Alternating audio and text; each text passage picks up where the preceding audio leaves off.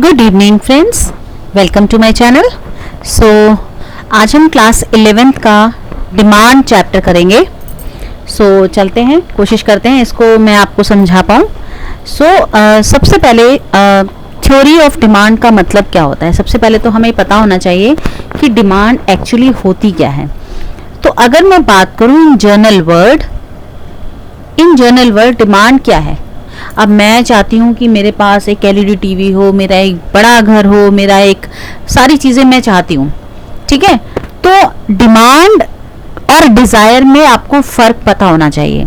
सबसे पहले तो डिमांड और डिज़ायर एक दूसरे के साथ इंटरचेंज हो जाती है। बच्चे हमेशा कंफ्यूज हो जाते हैं कि ये डिमांड है या डिज़ायर है।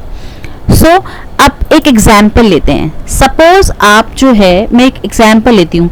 आप चाहते हैं कि आप एक एलईडी टीवी खरीदें, बट आपके पास उसको खरीदने के लिए एनफ मनी नहीं है। तो क्या होगा? अब आपकी डिजायर क्या थी? दिस एलईडी टीवी, और आपके पास एनफ मनी नहीं है। तो this desire will remain just a wishful thinking, केवल आपके सोच तक ही सीमित रह जाएगा। वो उसको हम डिमांड नहीं कहेंगे, वो आपकी डिमांड नहीं होगी। अब एक और एग्जाम्पल लेते हैं। यहाँ तो एनफ मनी हो गया, आप एलईडी ही चाहते हैं, पर आप you are not willing to spend, आप उस पर खर्च नहीं करना चाहते हैं एलईडी टीवी पे, तो भी ये डिमांड नहीं होगी। डिमांड की डेफिनेशन क्या बनी? डिमांड की डेफिनेशन बनी, demand of a commodity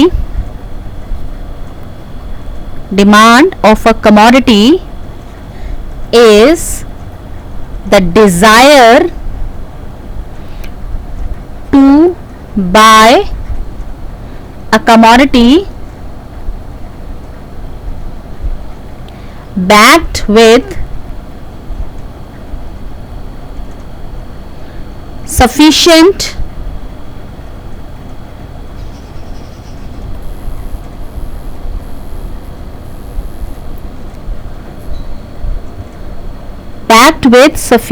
purchasing power and the willingness to spend।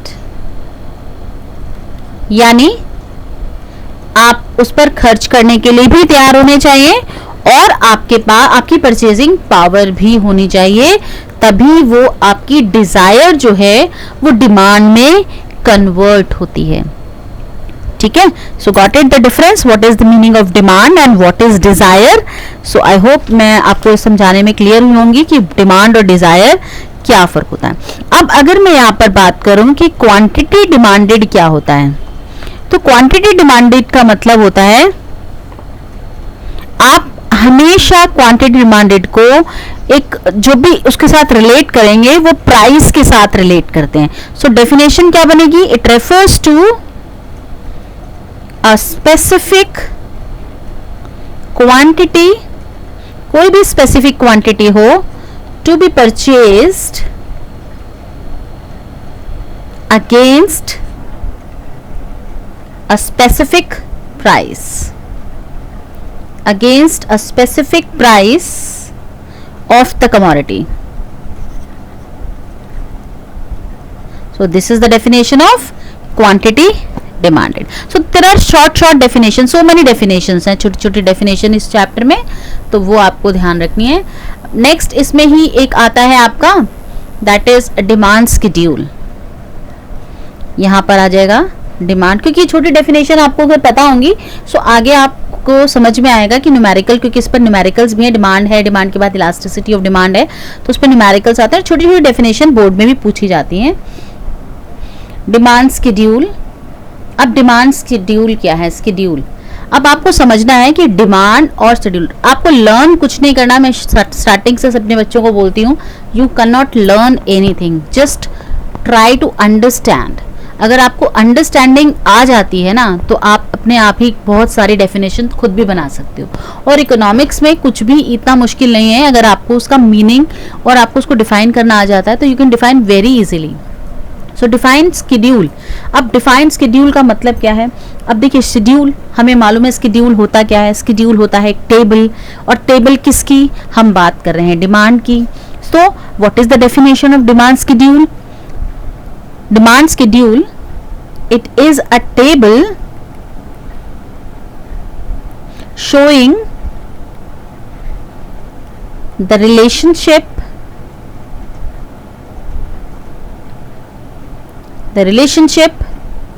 between different commodity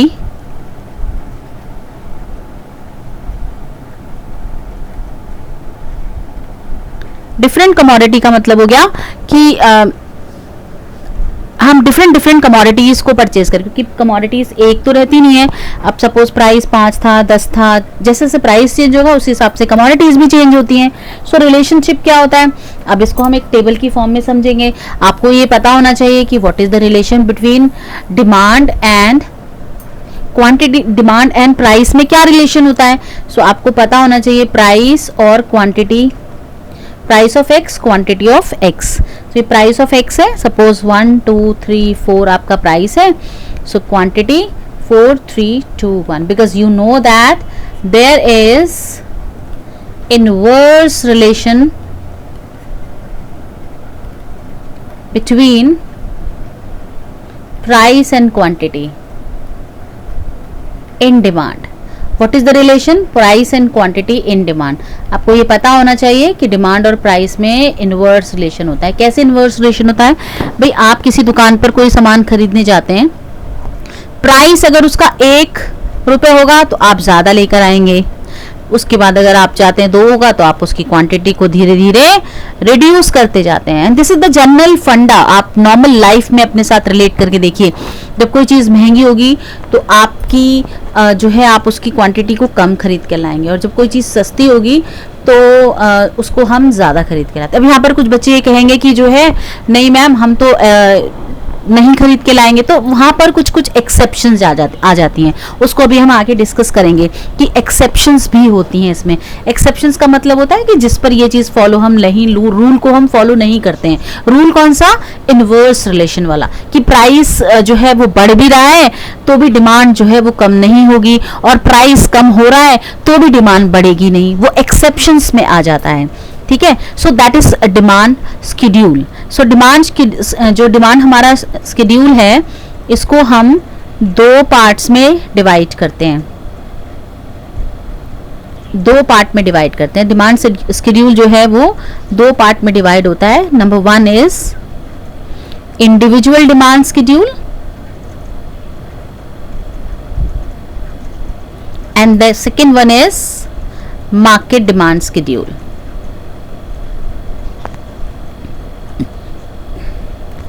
अब ये इंडिविजुअल मार्केट डिमांड स्केड्यूल क्या है वो भी हम एक एक करके पढ़ेंगे। तो सबसे पहले हम पढ़ते हैं इंडिविजुअल के बारे में। So individual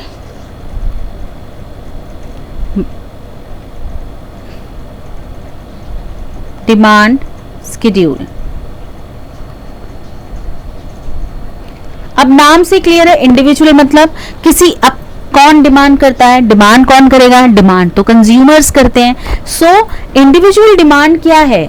individual demand schedule मतलब जब हम किसी एक सिंगल कंज्यूमर की डिमांड को रिप्रेजेंट करते हैं टेबुलर फॉर्म में, then it is called individual demand schedule. So definition क्या बनेगी? It refers to demand schedule of an individual buyer या फिर consumer in the market। Different prices पर एक कंज्यूमर किस तरीके से रिएक्ट करता है उसको हम टेबुलर फॉर्म में जब बनाते हैं, सेम वही टेबल बन जाएगी यहाँ पर भी, PX एंड QX। सो 1 2 3 4 ये इंडिविजुअल कंज्यूमर है, एक प्राइस था तो 4 कमोडिटी ले रहा था, 2 प्राइस हो गया तो 3 ले लिया, 4 प्राइस हो गया तो 2 कर दिया, और जब 4 प्राइस हो गया तो 1 ले लिया, ठीक है। So that showing inverse relation. Inverse means one price is increases and quantity is decreasing, so that is inverse relation. So this is individual. अब इसको हम मार्केट के बारे में थोड़ा सा पढ़ते हैं. Now market demand schedule. अब मार्केट डिमांड स्केड्यूल क्या हुआ? जब मार्केट डिमांड स्केड्यूल उसको हम डिफाइन करेंगे कैसे? जब बहुत सारे कंज्यूमर्स यानी मोर देन वन कंज्यूमर्स की डिमांड को हम टेबुलर फॉर्म में प्रेजेंट करते हैं, then it is called market demand schedule. So definition क्या लिखेंगे? So it refers to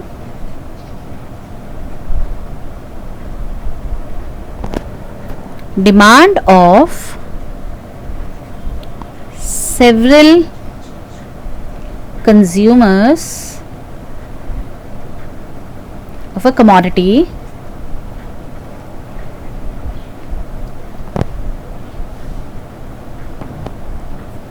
in the market. Demand tabular form, बहुत सारे कंज्यूमर्स की डिमांड को जो मार्केट में डिमांड कर रहे हैं डिफरेंट प्राइसेस पर, उसको हम मार्केट डिमांड शेड्यूल में बोलेंगे. मार्केट डिमांड शेड्यूल कैसे बनाएंगे? So this is yes price of X, this is quantity of X, यानी ये कंज्यूमर ए आपकी डिमांड कर रहा है, this is consumer B, and this is market demand. So how can we calculate market demand? A plus B consumers की demand को जब हम प्लस कर देंगे. सो 1 2 3 4 दिस इज प्राइस, ये 1 है तो ये 4 3 2 1, देन 5, बिकॉज प्राइस अगर इंक्रीज होगा तो क्वांटिटी हमेशा डिक्रीज होगी. So how we can calculate market demand?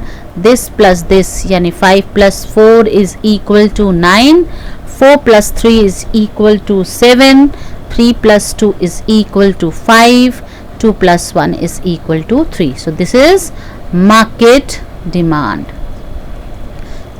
Got it? So this is called market demand. इसको आप definition ये भी लिख सकते हैं कि it is a table showing different quantities of a commodity that all the buyers या फिर all the consumers in the market are ready to buy at different possible prices during a particular period of time. आप इस तरीके से भी लिख सकते हैं, ठीक है. सो this is all about individual schedule and market schedule.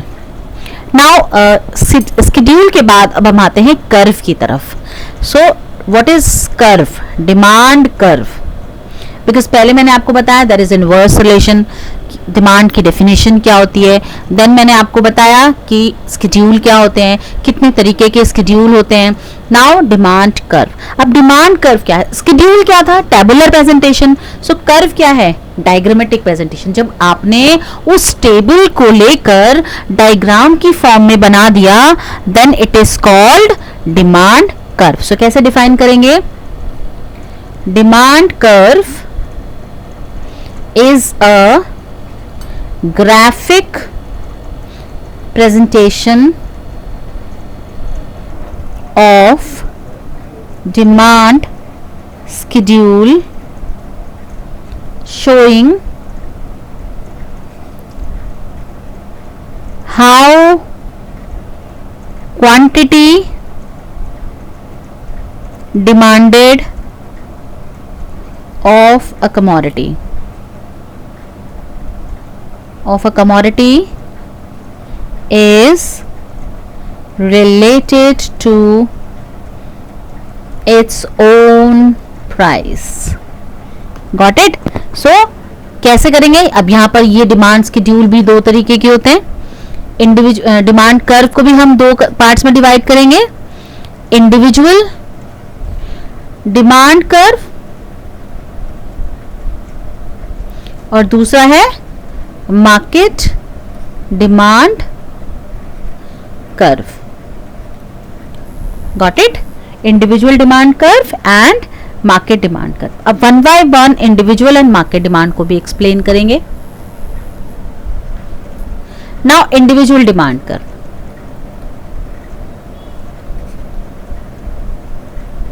Individual demand curve क्या बना?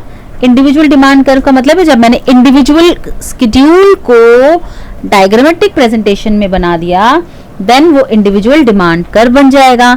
ठीक है, कैसे बना इसके डेफिनेशन हम क्या लिखेंगे? तो इंडिविजुअल इट refers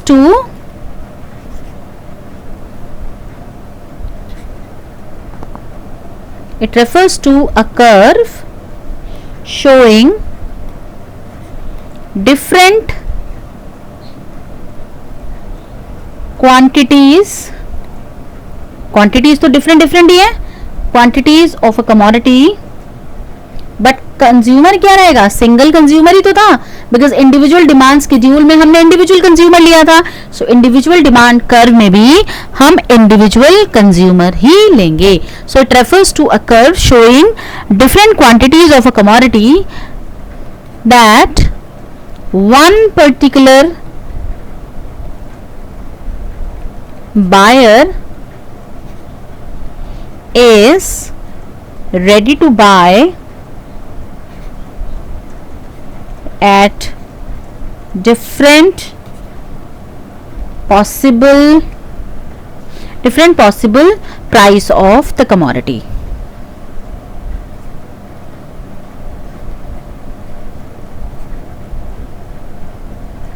तो हमने टेबल क्या बनाए थे? हमने टेबल बनाई थी ना 1 2 3 4, तो उसको एक बार देख लेते हैं. सो प्राइस और क्वांटिटी हमने 1 2 3 4 बनाया था, देन 4 3 2 1 बनाया था. अब डायग्राम बनाएंगे. This is X axis, this is Y axis. Price, quantity 1 2 3 and 4, 1 2 3 and 4. So price 1 and quantity 4. तो price 1 quantity 4. 2 price 3 quantity. 3 price 2 quantity. 4 price 1 quantity. और meet all the points को मिला देंगे. This is demand curve. यानी ये individual demand curve है. Got it? Now move on to market demand curve.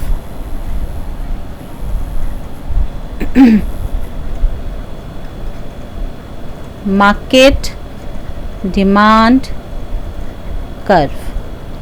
So market demand curve की definition क्या आएगी? यहाँ पर हम बहुत सारे कंज्यूमर्स जो डिमांड कर रहे हैं डिफरेंट प्राइसेस पर, उसको हम डायग्रामेटिक प्रेजेंट करेंगे. जो हमने मार्केट डिमांड स्केड्यूल बनाया था उसको हम एक डायग्राम की फॉर्म में जब रिप्रेजेंट करते हैं then it is called market demand curve. तो डेफिनेशन क्या लेंगे इसकी? सिंपल छोटी सी डेफिनेशन ले सकते हैं. इट रेफर्स टू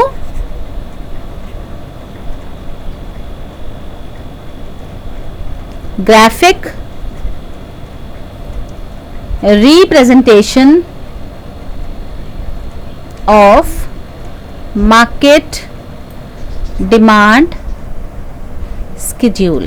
हम ये भी लिख सकते हैं या फिर हम ये भी लिख सकते हैं डिफरेंट प्राइसेस पे बहुत सारे कंज्यूमर्स जो डिमांड कर रहे हैं उनको अगर हम डायग्रामेटिक प्रेजेंटेशन में शो करते हैं then it is also called market demand curve.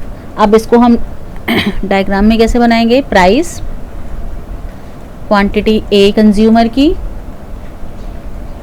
B consumer की and then market. So 1 2 3 4, 4 3 2 1, 5 4 3 2, 9 7 5 and 3. ये आया था हमारा. अब हमें काम क्या है? केवल इस प्राइस और इस मार्केट का काम है, बाकी और किसी का काम नहीं है. अगर हम इनको अलग अलग रिप्रेजेंट करते हैं देन वो इंडिविजुअल हो जाएगा. लेकिन अगर हम इसको एक साथ रिप्रेजेंट करते हैं तो फिर वो हमारा मार्केट होगा, जैसा कि मैंने यहाँ पर बना रखा है. सो प्राइस 1 2 3 4 ले लिया हमने. मार्केट डिमांड में हाईएस्ट वैल्यू 9 है तो हम 9 तक लेंगे. 1 2 3 4 5 6 7 8 एंड 9. Got it? सो मैं पहले ए बी को भी रिप्रेजेंट करूंगी एंड देन मार्केट रिप्रेजेंट करूंगी. सो 1 पर 4, 2 पर 3, 3 पर 2, 4 पर 1. So this is A. And then 1 पर 5, 2 पर 4, 3 पर 3, 4 पर 2, इनको मिला देंगे. This is B. So this is called A and B are called individual demand curve. Now market demand curve is 1 per 9, 2 per 7, got it, 3 per 5 and 4 per 3. Meet all the points. This is called market demand. Got it? So this is all about individual demand curve and market demand curve. Now the next topic, आज का जो next topic है जिसको हम केवल आज करेंगे और इसके आगे फिर हम कल करेंगे. Now the next topic is demand function. अब डिमांड फंक्शन क्या होता है? अब नाम से भी क्लियर है डिमांड फंक्शन क्या है. Demand function shows the functional relationship between demand and its various determinants. So हम इसको कैसे डिफाइन करेंगे? So demand function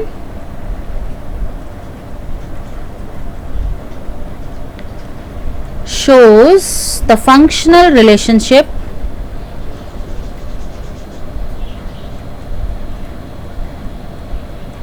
between demand for a commodity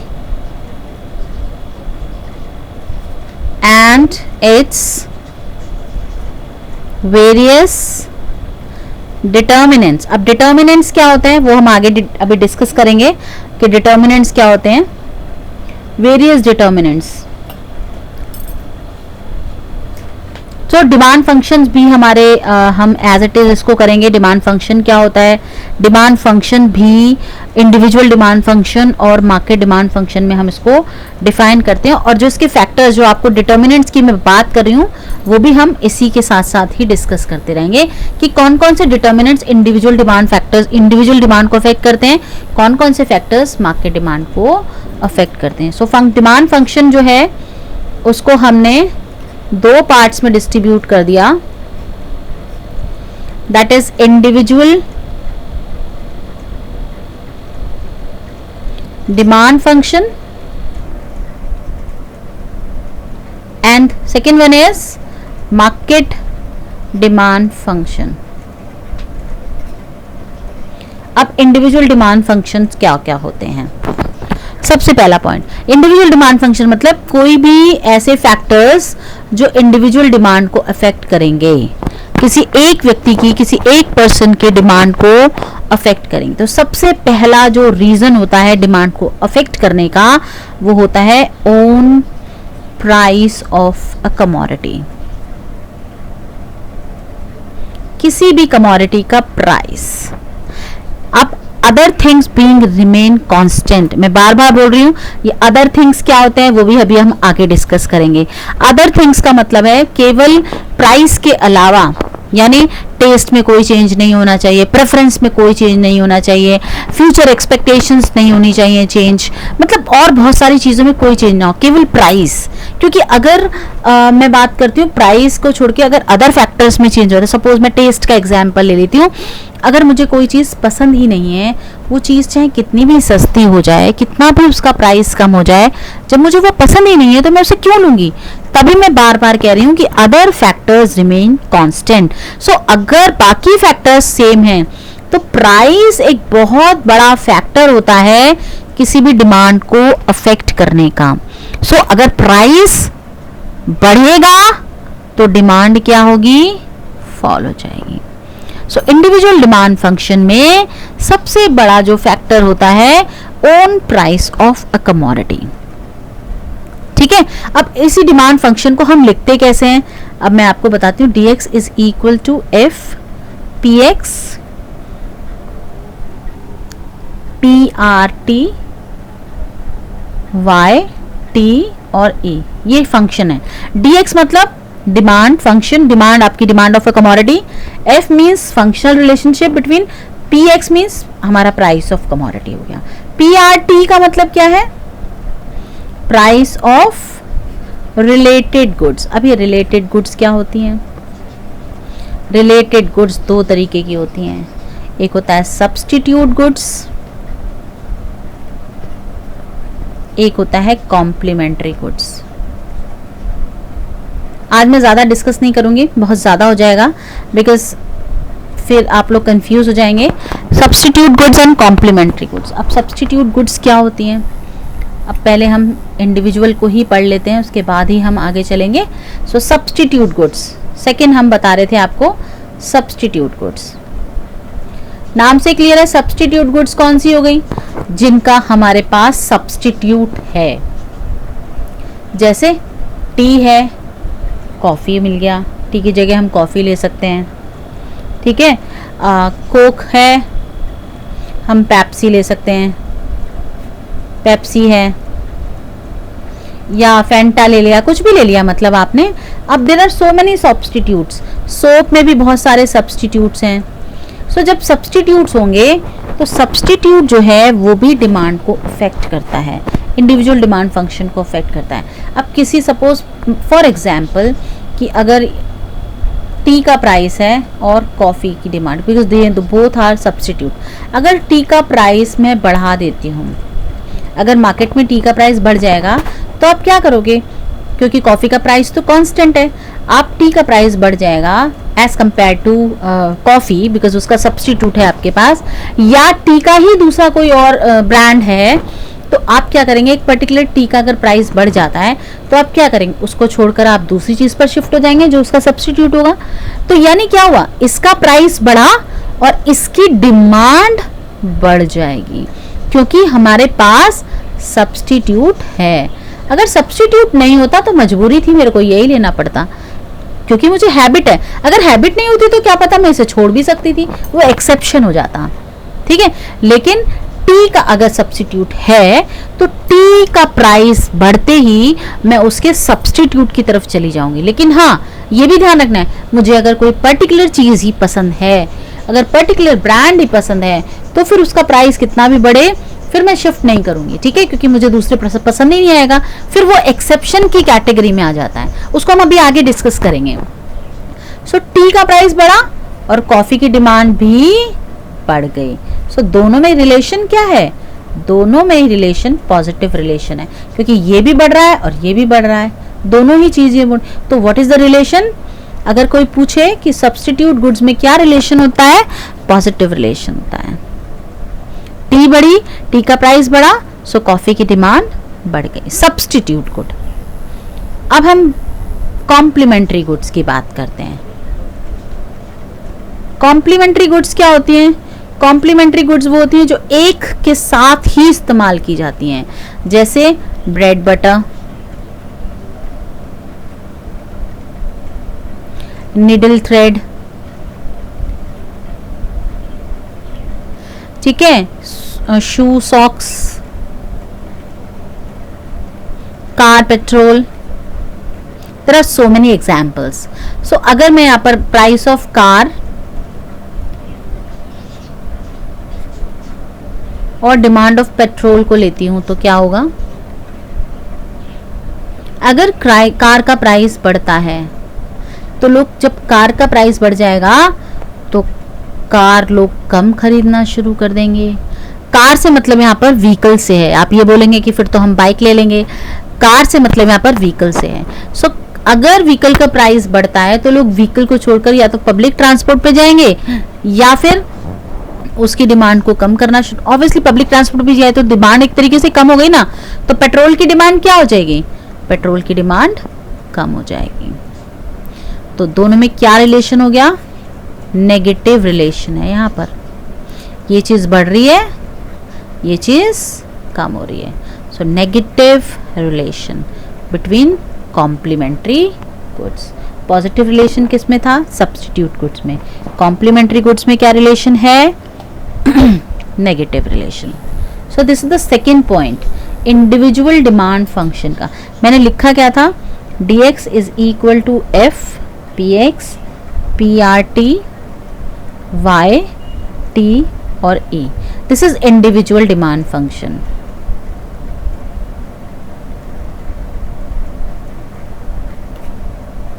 सो हमने कितने पॉइंट कर लिए? हमने प्राइस ऑफ कमोडिटी कर लिया, हमने रिलेटेड गुड्स कर लिया. अब हमारा नेक्स्ट थर्ड आता है, दैट इज इनकम. अब इनकम भी बहुत बड़ा रोल प्ले करती है इंडिविजुअल डिमांड को अफेक्ट करने का. कैसे? बहुत जल्दी से इन्फ्लुएंस करती है demand. If my income is ज्यादा, मोर, मेरी इनकम अगर बहुत ज्यादा है, यहाँ पर हम इनकम के हिसाब से जैसे हमने रिलेटेड गुड्स को दो पार्ट्स में डिस्ट्रीब्यूट किया था, सब्स्टिट्यूट और कॉम्प्लीमेंट्री के हिसाब से, ऐसे ही इनकम में भी हम गुड्स को दो पार्ट्स में डिवाइड करते हैं, normal goods and inferior goods. अब नॉर्मल गुड्स क्या होती हैं? मैं आपको बताऊं, no good is inferior. No good is inferior. Normal goods वो गुड्स होती हैं जो हमारी इनकम के बढ़ने पर हम नॉर्मल गुड्स की डिमांड ज्यादा करते हैं. जैसे सपोज आप इस यहाँ पर ये कह सकते हैं no good is inferior, no good is inferior. But कैसे इंफीरियर होती है? इंफीरियर वो इसलिए होती है बिकॉज आपकी परचेजिंग पावर अलाउ नहीं करती है उसको खरीदने के लिए. ठीक है, मेरी इनकम ज्यादा है तो सपोज मैं जो है, यहाँ हम इसको देसी घी का एग्जाम्पल दे सकते हैं और यहाँ पर हम डालडा का एग्जाम्पल दे सकते हैं. तो डालडा कोई इंफीरियर गुड तो नहीं है, लेकिन देसी घी जो है, मेरी इनकम अगर ज़्यादा है तो मैं देसी घी की तरफ जाऊंगी, और मेरी अगर इनकम कम है तो मैं डालडा की तरफ जाऊंगी. क्यों? क्योंकि मेरी इनकम मुझे देसी घी को परचेज करने की पावर नहीं देती है. सो अब मैं बात करूँ नॉर्मल गुड्स में, तो नॉर्मल गुड्स में क्या, अगर मेरी इनकम बढ़ रही है तो मेरी नॉर्मल गुड्स की डिमांड भी क्या होगी? बढ़ेगी, क्योंकि मैं देसी घी लूंगी, क्योंकि मेरी इनकम बढ़ रही है. मैं क्यों डालडा की तरफ जाऊंगी जब मेरी इनकम मुझे अलाउ कर रही है कि मैं देसी घी लूं? So what is the relation? Positive relation. वहीं पे अगर मैं इंफीरियर गुड की बात करूं, यहाँ पर आप फुल क्रीम मिल्क और स्किम्ड मिल्क का भी एग्जाम्पल ले सकते हैं. इंफीरियर गुड में क्या होगा? इनकम अगर आपकी कम हो रही है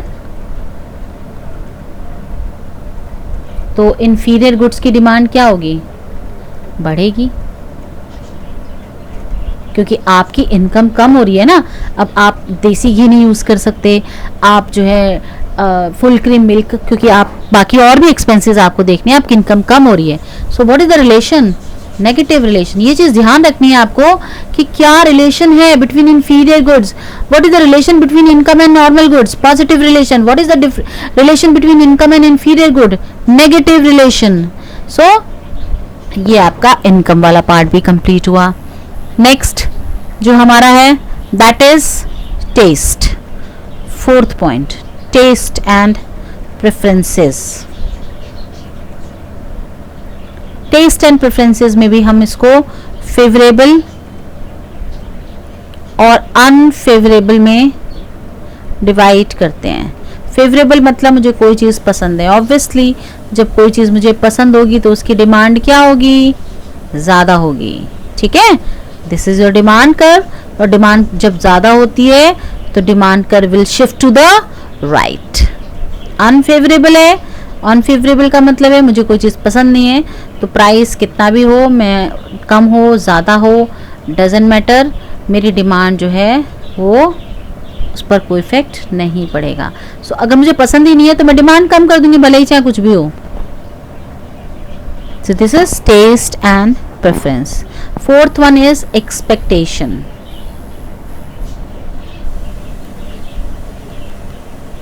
एक्सपेक्टेशन. एक्सपेक्टेशन का मतलब होता है कि मुझे क्या एक्सपेक्टेशन है नियर फ्यूचर में.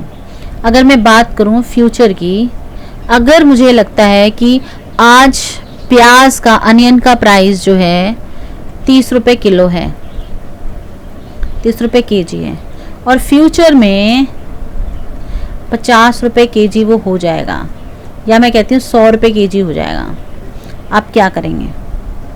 आप सोचिए आप क्या करेंगे। आज आप अगर 2 किलो जा रहे हैं ना मार्केट खरीदने, 2 किलो खरीद के ला रहे हैं ना, तो नॉर्मली आप आज 5 किलो खरीद कर लाओगे। क्यों? क्योंकि फ्यूचर में उसका प्राइस दुगने से भी ज़्यादा होने वाला है। सो डिमांड क्या हो गई? बढ़ गई। अगर कैसे इसको एक्सप्लेन करेंगे? If in future you are expected to, अगर आपको लगता है कि फ्यूचर में किसी चीज़ का प्राइस राइज होने वाला है, तो प्रेजेंट डिमांड क्या हो जाएगी? Present demand will rise. On the same way, अगर आपको लगता है, सेम वही एग्जाम्पल लेते हैं, अगर आपको लगता है कि फ्यूचर में इसी अनियन का प्राइस 10 रुपये kg होने वाला है, तो आप अगर 2 किलो लेकर आते हैं, आप सोचेंगे कि अब कुछ चीज़ें ऐसी होती हैं जैसे मिल्क है, ब्रेड है, बटर है, जो चीज़ें जल्दी हो जाती खराब, उनको आप स्टोर करके नहीं रख सकते, ठीक है, लेकिन आप अनियन है, इस तरीके की चीज़ों को स्टोर करके रख सकते हैं। तो वहाँ पर ये चीज़ें फॉलो नहीं करेंगे जहाँ पर पेरिशेबल गुड्स हो जाएंगी। तो अगर आप अब, लेकिन यहाँ पर 10 रुपये का प्राइस फ्यूचर में होने वाला है, तो आप आज क्या करेंगे? आज कम लेकर आएंगे, आप उसको 2 की जगह 1 kg लेकर आएंगे। आप कहेंगे भाई परसों प्राइस कम हो जाएगा या 10 दिन बाद कम हो जाएगा, मैं तभी ले लूंगा। तो आप क्वांटिटी को कम कर देंगे, तो डिमांड को आपने कम कर दिया। लेकिन यहाँ पर भी अगर मैं बात करूं मेडिसिन्स की या बुक्स की या कुछ ऐसी चीजें जो नेसेसिटी चीजें हैं, तो आप उनको लेकर ही आएंगे। तो वो एक्सेप्शंस में आ जाती हैं, वो हमारे एक्सेप्शंस में आ जाती हैं। तो एक्सेप्शंस को इससे हम अलग रखते हैं, ठीक है।